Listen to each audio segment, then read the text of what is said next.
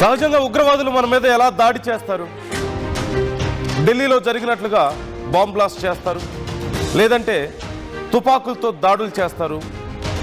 అది కూడా కాదంటే సోషల్ మీడియాలో అకౌంట్లు హ్యాక్ చేయడం ద్వారానో లేకపోతే రకరకాలుగా దాడులు చేస్తారు. ఇవన్నీ మనకు తెలిసినవే. వీటన్నిటితో పాటు లవ్ జిహాద్ లాంటివి కూడా మనం చూస్తున్నాం, కొంతమంది చేసే పనులు. ఇవన్నీ మనకు తెలిసినవి, మనం డిస్కస్ చేసుకున్నవి.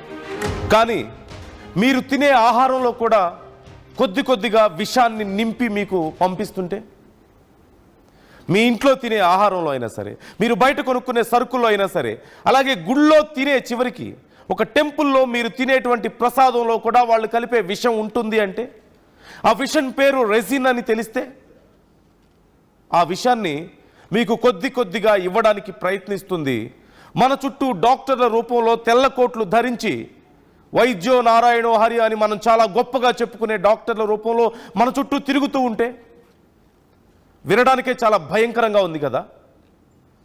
దేవుడితో సమానంగా భావించి మనం ఆ డాక్టర్ దగ్గరికి వెళ్తే ఆ డాక్టర్ మనం తినే ఫుడ్లో పాయిజన్ కలిపి, మనం తాగే నీళ్లలో పాయిజన్ కలిపి, అవకాశం ఉన్న ప్రతి చోట ఏదో ఒక విషయాన్ని నింపి మన ప్రాణాలు తీయడానికి ప్రయత్నిస్తున్నాడని తెలిస్తే, మనం కట్టిన ట్యాక్సులతో చదువుకొని చివరికి మనం ఇచ్చిన డబ్బులతో ఇక్కడే బ్రతుకుతూ ఇలాంటి కుట్రలు మన దేశం మీద చేస్తున్నారని తెలిసి మన మధ్యలోనే తిరుగుతున్నారని తెలిస్తే ఎంత భయానకంగా ఉంటుందో కదా ఆ పరిస్థితి. బట్ అదే జరిగింది.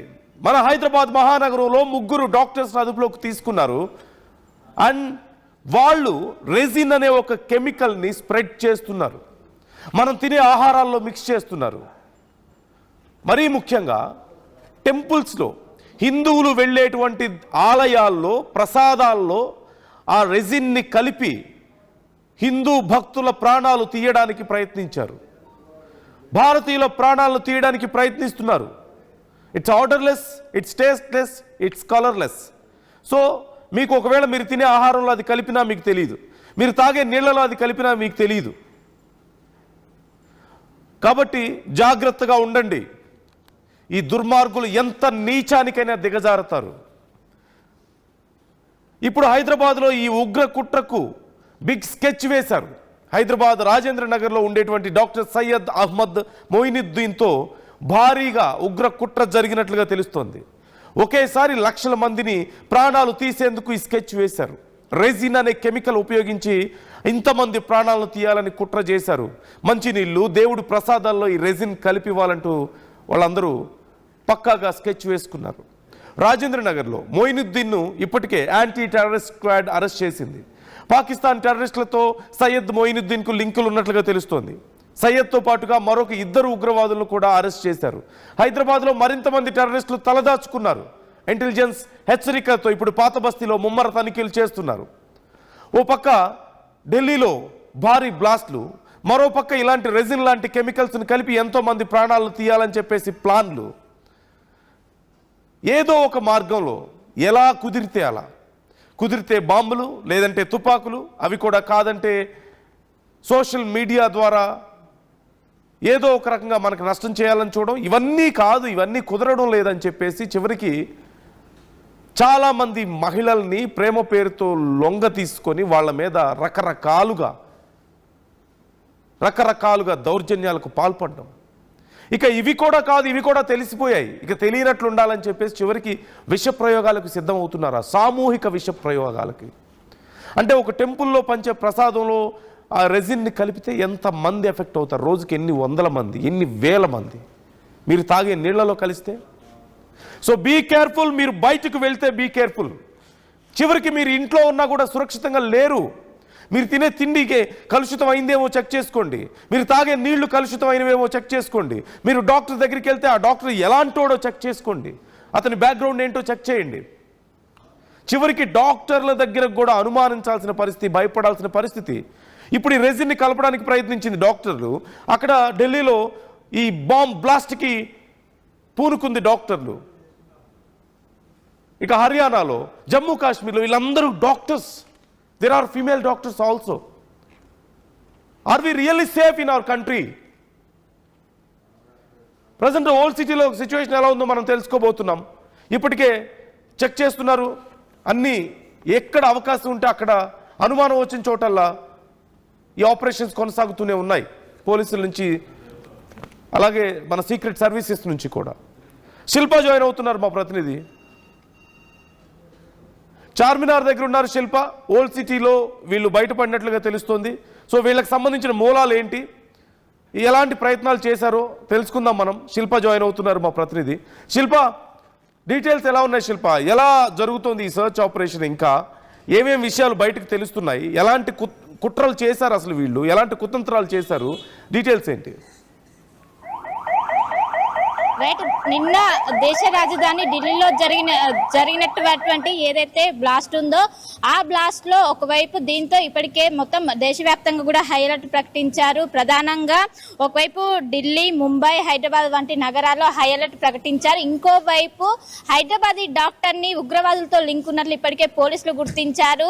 Gujarat ATS, Gujarat anti terrorist squad ఇప్పటికే పోలీసులు వారిని అరెస్ట్ చేశారు. ప్రధానంగా ఉగ్రవాదులతో లింక్ ఉండి ఇంకోవైపు ఏదైతే సామూహికంగా విషం పెట్టి చంపాలన్నట్టు కూడా ప్లాన్ చేశారు.